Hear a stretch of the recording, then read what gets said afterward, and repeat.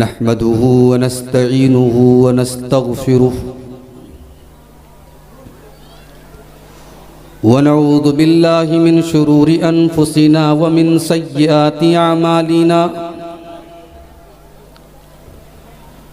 फला मुदिल्ल लहु व मन युद्लिल फला हादिय लहु व अशहदु अल्ला इलाहा इल्लल्लाहु वहदहु ला व अशहदु अन्ना मुहम्मदन अब्दुहु व रसूलुहु या अय्युहल्लज़ीना आमनुत्तक़ुल्लाहा हक़्क़ तुक़ातिही व ला तमूतुन्न इल्ला व अंतुम मुस्लिमून या अय्युहन्नासुत्तक़ू रब्बकुमुल्लज़ी ख़लक़कुम मिन नफ़्सिन वाहिदा व ख़लक़ मिन्हा ज़ौजहा व बत्त मिन्हुमा रिजालन कसीरन व निसाअ वत्तक़ुल्लाहल्लज़ी तसाअलून बिही वल अरहाम इन्नल्लाहा काना अलैकुम रक़ीबा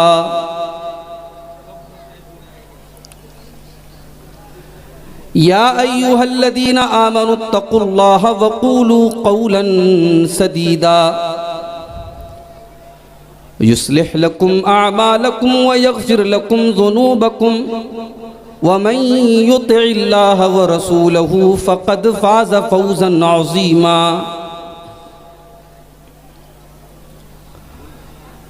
अम्मा बअदु फ़इन्न ख़ैरल हदीथि किताबुल्लाह व ख़ैरल हदी हदी मुहम्मदिन सल्लल्लाहु अलैहि वसल्लम व शर्रल उमूरि मुहदसातुहा व कुल्ल मुहदसतिन बिदअह व कुल्ल बिदअतिन ज़लालह व कुल्ल ज़लालतिन फ़िन्नार अऊज़ु बिल्लाहि मिनश शैतानिर रजीम बिस्मिल्लाहिर रहमानिर रहीम अलम तर कैफ़ फ़अल रब्बुका बिआद इरम ज़ातिल इमाद अल्लती लम युख़लक़ मिस्लुहा फ़िल बिलाद व समूद अल्लज़ीना जाबुस्सख़्र बिलवाद व फ़िरऔन ज़िल औताद अल्लज़ीना तग़ौ फ़िल बिलाद फ़अक्तरू फ़ीहल फ़साद फ़सब्ब अलैहिम रब्बुका सौत अज़ाब इन्न रब्बका लबिल मिरसाद।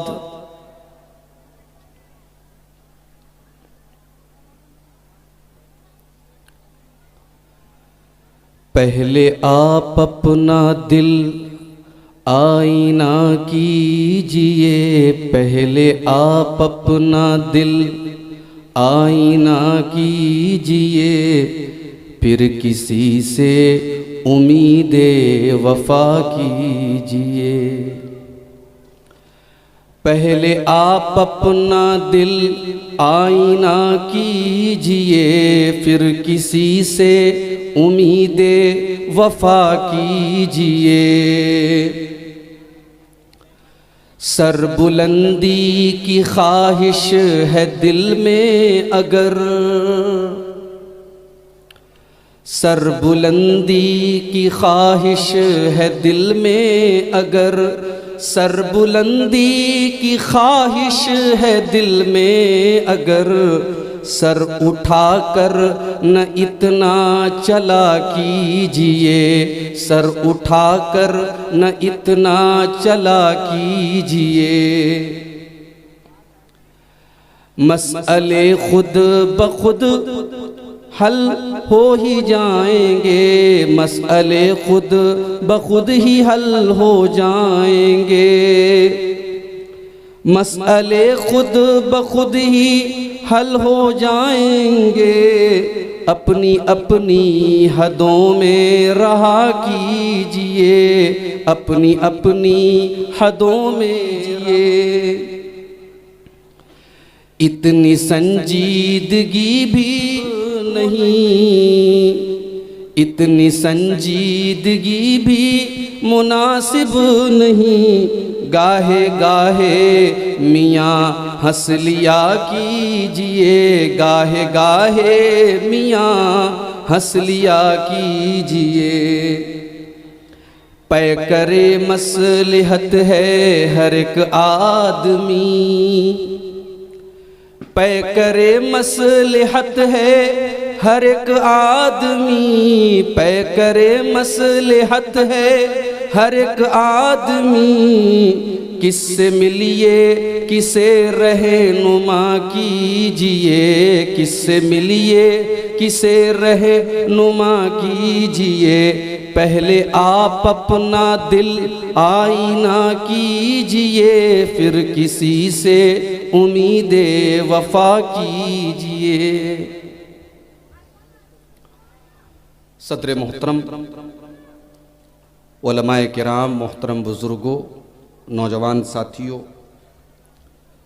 पर्दा नशीन माँ और बहनों, प्यारे बच्चों, हिरनपुर पाकुड़ का ये प्रोग्राम बड़े अच्छे तरीके से, बड़े सुकून से चल रहा है और मुझे इस प्रोग्राम की आखिरी कड़ी के तौर पर आपके सामने हाजिर किया गया है। मैंने आपके सामने खुतबे मसनूना के बाद कुरान मजीद के 30वें पारे की कुछ आयतें पढ़ी हैं, सूरतुल फज्र की। इन आयतों में अल्लाह ताला ने दुनिया की कुछ ऐसी कौमों का जिक्र किया है जिनके ऊपर अल्लाह का अजाब आया था। अल्लाह ने उन कौमों की ताकत का जिक्र किया है कि वो कितनी पावरफुल थी, कितनी ताकतवर थी। लेकिन ताकतवर होने के बावजूद जब इन कौमों ने अल्लाह तबारक व तआला के अहकाम की नाफरमानी की, उसकी शरीयत की नाफरमानी की, तो अल्लाह के अजाब का कोड़ा बरसा इनके ऊपर और दर्दनाक अजाब इन कौमों के ऊपर आया। आइए उन आयतों का तर्जमा पहले हम देख लेते हैं, फिर बात को आगे बढ़ाते हैं। कुरान का 30वां पारा, सूरतुल फज्र की आयत है। हो सकता है कि आप में से बहुत सारे लोगों को याद भी हो यह आयत। अलम तरा कैफा फ़अल रब्बुका बिआद, ऐ नबी क्या आपने उस कौम को देखा जिस कौम को कौम आद कहा जाता है कि अल्लाह ताला ने उस कौम के साथ क्या सलूक किया। इरम ज़ातिल इमाद, ये जो कौम आद थी ये बहुत बड़े बड़े खंभे वाले मकान बनाती थी, पहाड़ों को काट काट करके मकान बनाती थी। व समूद अल्लज़ीना जाबुस सखरा बिलवाद, और ए नबी क्या आपने देखा कि कौम समूद के साथ अल्लाह ताला ने क्या किया, जो चट्टानों को काट काट करके अपने मकान बनाती थी। ये दो कौमें बड़ी ताकतवर थी, कौम आद और कौम समूद। कौम आद की तरफ अल्लाह ताला ने हजरत हूद अलैहिस्सलाम को नबी बना करके भेजा, कौम समूद की तरफ हजरत सालेह अलैहिस्सलाम को नबी बना करके भेजा। और ये दोनों कौमें इतनी ताकतवर थीं कि इनको नाज था कि हमसे ज्यादा ताकतवर कोई नहीं है। कौम आद के लोग तो मन अशद्दु मिन्ना कुव्वा, हमसे ज्यादा ताकतवर कौन है, हमसे ज्यादा पावरफुल कौन है। कौम आद का जिक्र अल्लाह ने किया, कौम समूद का जिक्र अल्लाह ने किया। उसके बाद अल्लाह फरमाता है व फिरऔन ज़िल औताद, और ऐ नबी आपके रब ने फिरौन के साथ क्या सलूक किया जो ज़िल औताद था, जो बेकसूर लोगों के हाथों और पैरों में कील ठुकवा करके उनको फांसी पे चढ़ा देता था, जो लोगों के ऊपर बड़ा जुल्म और अत्याचार करता था, जो बहुत बड़ा जालिम था, बहुत बड़ा जालिम। अल्लज़ीना तगौ फिल बिलाद, कौम आद ने कौम समूद ने और फिरौन ने, इन सब लोगों ने अल्लाह की ज़मीन के अंदर अल्लाह के कानून को तोड़ा। इन्होंने जुल्म किया, इन्होंने सरकशी की, इन्होंने गुनाह किए, इन्होंने अल्लाह को नाराज किया। फ़अक्तरू फ़ीहल फ़साद, और इन्होंने बहुत ज़्यादा फसाद मचाया। जब इन्होंने बहुत ज़्यादा फसाद मचाया, इनका अंजाम क्या हुआ? फरमाया फसब्बा अलैहिम रब्बुका सौता अज़ाब।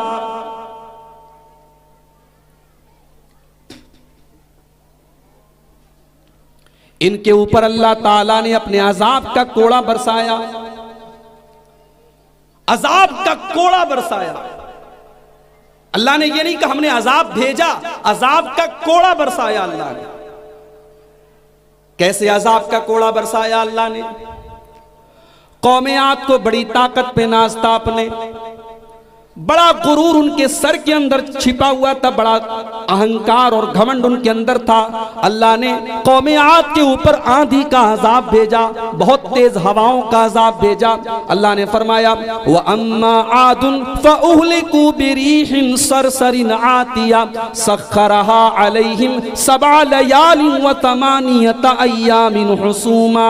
हमने कौम आद के ऊपर हवाओं के जरिए अपना अजाब भेजा, और ये हवाएं 7 रात और 8 दिन तक लगातार चलती रही। 7 दिन और 8 रातों तक ये अल्लाह का अजाब उनके ऊपर आता रहा, हवाएं चलती रही, और हवा के जरिए उनको अल्लाह ताला ने ऐसा अजाब उनके ऊपर भेजा कि उनके सर उनके धड़ से अलग हो गए, और उनकी लाशें जमीन के ऊपर पड़ी थी। और किस तरीके से उनकी लाशें पड़ी थी? अल्लाह फरमाता है कअन्नहुम आजाज़ु नखलिन खाविया, जैसे खजूर के सड़े हुए तने हो, जैसे खजूर का पेड़ सड़ जाए और जमीन के ऊपर पड़ा हो, इस तरीके से उनकी डेड बॉडी, उनकी लाशें जमीन के ऊपर पड़ी थी। फहल तरा लहुम मिन बाकिया, और आज कौम आद का कोई एक इंसान भी दुनिया में नहीं बचा, जिनको अपनी ताकत पे नाज था, जो अल्लाह का मजाक उड़ाते थे, जो अपने नबी का मजाक उड़ाते थे। आज हमने उनको सपे हस्ती से मिटा दिया। फहल तरा लहुम मिन बाकिया, और एक इंसान भी कौम आद का नहीं बचा। दूसरी तरफ कौम समूद को देखो, अल्लाह ताला ने हजरत स्वालेह अलैहिस्सलाम को नबी बना करके भेजा। उनकी कौम के लोगों ने कहा कि हम आपको अल्लाह का नबी कैसे मान लें, आप कोई निशानी लेकर के आइए। अल्लाह ने एक चट्टान के अंदर से एक ऊंटनी को पैदा किया, एक ऊंटनी चट्टान के अंदर से निकली। अल्लाह ताला ने उस ऊंटनी को उनके लिए निशानी बना दिया। हजरत स्वालेह अलैहिस्सलाम ने अपनी कौम से कहा कि इस ऊंटनी, ये ऊंटनी अल्लाह की तरफ से एक आजमाइश बन करके आई है, इस ऊंटनी को तुम गलत नीयत से टच भी न करना, इसको बुरे मकसद से तुम छूना भी नहीं, वरना अल्लाह का अजाब आ जाएगा। स्वालेह अलैहिस्सलाम ने कहा जब तुम नदी के पास अपने जानवरों को पानी पिलाने जाओ तो एक दिन तुम अपने जानवरों को पानी पिलाना, और एक दिन ये ऊंटनी पानी पिएगी, इस ऊंटनी को तुम टच मत करना।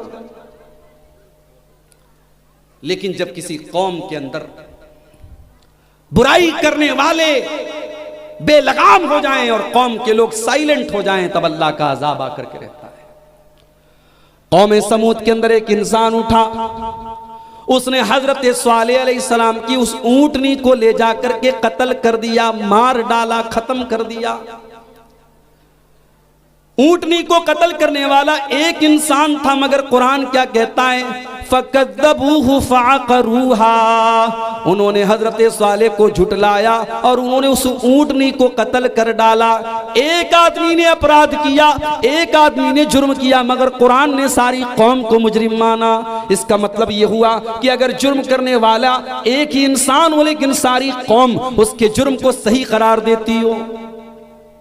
मिसाल के तौर पर अभी राजस्थान के 2 लड़कों को पकड़ करके, मुसलमान लड़कों को कुछ लोग लेकर के गए और 2 दिन के बाद उनकी जली हुई लाश बरामद हुई। और हिंदुस्तान का एक बड़ा तबका ऐसा है जो इस मसले पर खामोश है और जिसकी नजर में ये कोई जुर्म नहीं है, या ये कह लीजिए कि वो इस जुर्म को बहुत बड़ा जुर्म नहीं मानता। उन दो बेकसूर मुसलमान नौजवानों को जलाने वाले जितने बड़े गुनहगार हैं, इस गुनाह को गुनाह न समझने वाले भी उतने ही बड़े गुनहगार हैं। फकज़्ज़बूहु फ़अक़रूहा, सालेह अलैहिस्सलाम की कौम के एक आदमी ने ऊँटनी को कत्ल किया था, मगर कुरान कहता है सारी कौम के लोगों ने ऊँटनी को कत्ल किया। और जब उनके ऊपर अल्लाह का अज़ाब आया, कुरान कहता है व अम्मा समूदु फ़अहलिकू बित्ताग़िया, कौम समूद के ऊपर तूफान के जरिए अल्लाह का अज़ाब आया। बहुत जोरदार आसमान से आवाज आई जिससे उनके कानों के पर्दे फट गए, उनको हार्ट अटैक आ गया, उनका हार्ट फेल हो गया, फौरन वो ऑन द स्पॉट मर गए। कौम आद का ये अंजाम हुआ, कौम समूद का ये अंजाम। और फिरौन का अंजाम क्या हुआ? फिरौन तो वो था जो हजरत मूसा अलैहिस्सलाम का मजाक उड़ाया करता था और कहता था कि ऐ मूसा, तुझे तो ढंग से बात करना भी नहीं आता, तेरी जुबान के अंदर लुकनत पाई जाती है, तू तो तुतला करके बोलता है, तू तो लड़खड़ा करके बोलता है, तेरी आवाज में तो लुकनत है। ऐ मूसा, जब तू ढंग से बोल नहीं सकता है तो तू अपने आप को नबी कैसे कहता है? अच्छा, अल्लाह की कुदरत देखो। मूसा अलैहिस्सलाम के बारे में उलमा ने लिखा है कि बचपन में उनके साथ कोई एक्सीडेंट हो गया था, कोई हादसा हो गया था और उनकी जुबान जल गई थी, इसलिए जब वो बोलते थे तो फ्लुएंसी नहीं थी, उनकी आवाज लड़खड़ा जाती थी, उनकी बोली बीच में रुक जाती थी।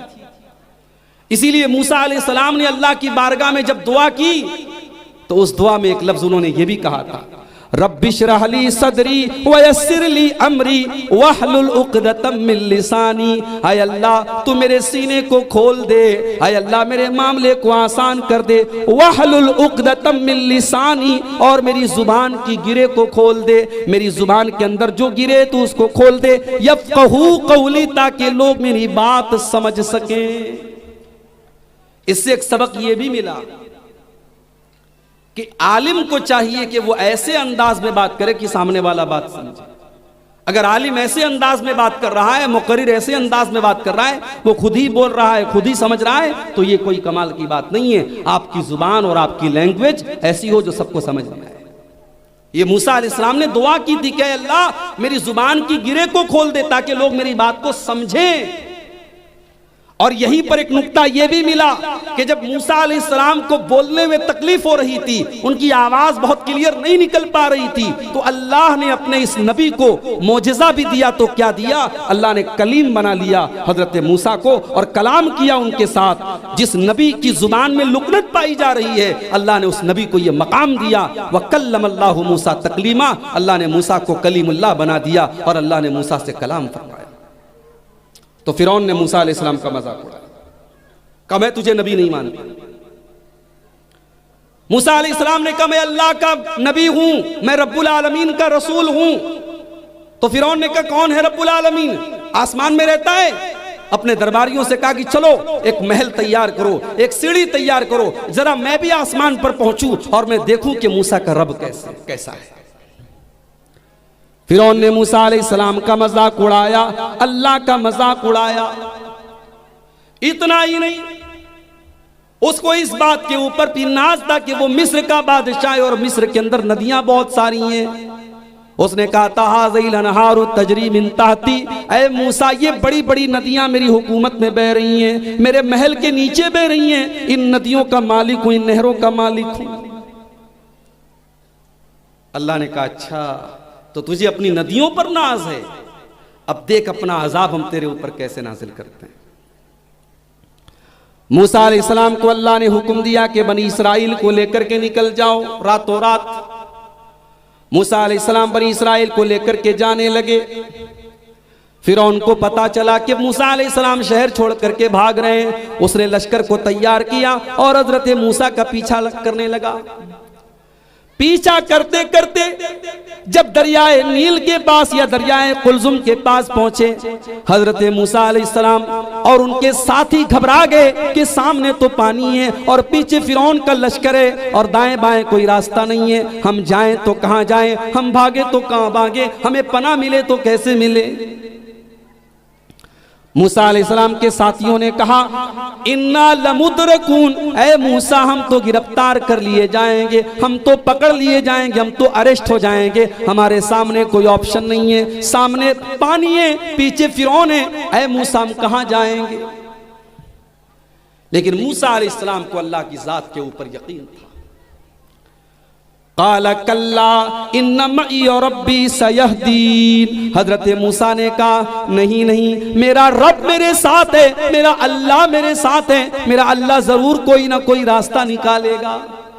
ओ लोगो, आज हिंदुस्तान के हालात देख करके और खबरों को देख करके आपके दिमाग में भी बहुत सारे ख्यालात आते होंगे। आपको भी लगता होगा पता नहीं आने वाले सालों में क्या होगा, पता नहीं आने वाले वक्त में क्या होगा। घबराने की जरूरत नहीं है, परेशान होने की जरूरत नहीं है। अगर आपका ईमान मजबूत है, अगर आपका अकीदा मजबूत है, अगर आपकी पेशानी एक अल्लाह के आगे झुक रही है, अगर आप तौहीद के ऊपर हैं, अगर आप ईमान के ऊपर हैं, मेरे प्यारे साथियों, अल्लाह ने मूसा अलैहिस्सलाम को बचाया था, अल्लाह ने हमारे नबी को गारे सौर में बचाया था, अल्लाह हमारी भी हिफाजत करेगा। शर्त यह कि हम सच्चे पक्के तौहीद वाले बन जाएं, मोमिन बन जाएं। इत्मीनान पैदा करो, सुकून पैदा करो, घबराने से क्या होगा। ये जो डर है अपने दिल में, ये डर निकाल दो। डरना है तो अल्लाह से डरो। वो जात है जिससे डरा जाए, वो जात है जिससे उम्मीद लगाई जाए। अगर आपका तवक्कुल मजबूत है, आपका ईमान मजबूत है, दुनिया की कोई ताकत आपका कुछ नहीं बिगाड़ सकती। मूसा अलैहिस्सलाम ने बड़े इत्मीनान से कहा कि मेरा रब मेरे साथ है, वो मुझे बेसहारा नहीं छोड़ेगा। अल्लाह ने फरमाया है मूसा अपनी लाठी को जरा पानी के ऊपर मारो। मूसा अलैहिस्सलाम ने पानी के ऊपर अपनी लाठी को मारा। लाठी तो लाठी होती है, अल्लाह ने उस लाठी के अंदर ये कमाल पैदा कर दिया। उस लाठी को जैसे मूसा अलैहिस्सलाम ने पानी के ऊपर मारा, फन फलका फकाना कुल्लु फिरकिन कत्तौदिल अज़ीम, पानी दो टुकड़े हो गया और बीच में रास्ता बन गया, दरिया के बीच में रास्ता बन गया। इसको कहते मिरेकल, इसको कहते मोजिजा। अल्लाह के हुक्म से पानी के बीच में रास्ता बन गया। मूसा अलैहिस्सलाम और उनके साथी पानी के रास्ते को तय करके पानी को पार कर गए, दरिया को पार कर गए। फिरौन ने देखा कि पानी के बीच में रास्ता बन गया है। फिरौन भी अपने लश्कर को लेकर के पानी के अंदर चला गया, उस रास्ते के अंदर चला गया। जब मूसा अलैहिस्सलाम उस पार चले गए और बनी इस्राइल उस पार चले गए, अल्लाह ने पानी के दोनों पटों को मिला दिया, पानी के दोनों टुकड़ों को मिला दिया, पानी के दोनों सिरों को मिला दिया और फिरौन और उसके सारे के सारे साथी डूब गए। और जब फिरौन डूबने लगा, तब उसे याद आया कि मूसा सही थे और मैं गलत था। उसने कहा आमनतु बिल्लज़ी आमनत बिही बनु इसराइल, मैं उस अल्लाह के ऊपर ईमान ला रहा हूँ जिसके ऊपर बनी इसराइल ईमान रखते हैं। मैं मूसा के रब के ऊपर ईमान लाता हूँ, मैं हारून के रब के ऊपर ईमान लाता हूँ। अल्लाह ने फरमाया आल आना वक़द असैत मिन क़ब्लु, ऐ फिरौन तू सारी जिंदगी तो अल्लाह का इनकार करता रहा, मूसा अलैहिस्सलाम का इनकार करता रहा, और आज जब तेरे मरने का टाइम आया, जब मौत तेरी आंखों के सामने आ गई, तो तू ईमान लाने की बात कर रहा है। आज तेरा ईमान मोतबर नहीं है।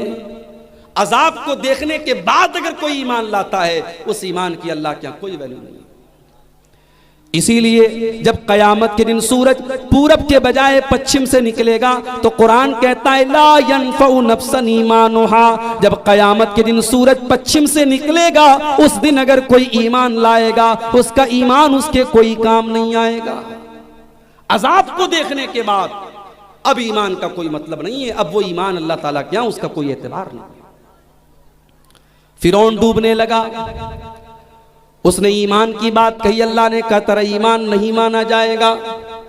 फिर अल्लाह ने फरमाया फल यौमा नुनज्जीका बिबदनिका लितकूना लिमन खल्फका आयतन, ऐ फिरौन आज तू मर रहा है, आज तू तेरी मौत आ रही है, ऐ फिरौन तेरे मरने के बाद भी हम तेरी डेड बॉडी को बचा करके रखेंगे, तेरे शरीर को बचा करके रखेंगे, ताकि आने वाली नस्लें देखें कि ये वो जालिम था जो अल्लाह का मजाक उड़ाया करता था, ये वो जालिम था जो छोटे छोटे बच्चों को कत्ल करा दिया करता था, ये वो जालिम था जो औरतों को बंदी और गुलाम बना लेता था। ये वो जालिम था जिसने मूसा अलैहिस्सलाम के ऊपर जुल्म किया था और बनी इसराइल के ऊपर जुल्म किया था। अल्लाह ने फिरौन को मौत के घाट उतार दिया, लेकिन फिरौन की डेड बॉडी को बचा लिया। उसको अपनी नदियों पर नाज था, अल्लाह ने उसी नदी में डुबा डुबा करके मारा। अल्लाह फरमाता है देखो कौम आद का अंजाम क्या हुआ, कौम समूद का अंजाम क्या हुआ और फिरौन का अंजाम क्या हुआ। फसब्बा अलैहिम रब्बुका सौता अजाब, अल्लाह ने उनके ऊपर अपने अजाब का कोड़ा बरसाया। इन्ना रब्बका लबिल मिरसाद, ओ लोगो तुम्हारा परवरदिगार नजर रखे हुए है, तुम्हारा परवरदिगार नजर रखे हुए। तुमने अगर वही काम किया जो कौम आद ने किया था, जो कौम समूद ने किया था, जो फिरौन ने किया था, तो तुम्हारा भी अंजाम बहुत बुरा होने वाला है। हमने अल्लाह के अजाब की मुख्तलिफ शक्लें भी देखी। अभी ज्यादा टाइम तो नहीं गुजरा, हमने कोरोना वायरस जैसा वायरस देखा जो सदियों में पैदा होता है, और हाल ही में हमने देखा तुर्की और सीरिया के अंदर कितना खतरनाक भूकंप आया, जलजला आया, और हजारों लोग उस जलजले के अंदर अल्लाह को प्यारे हो गए।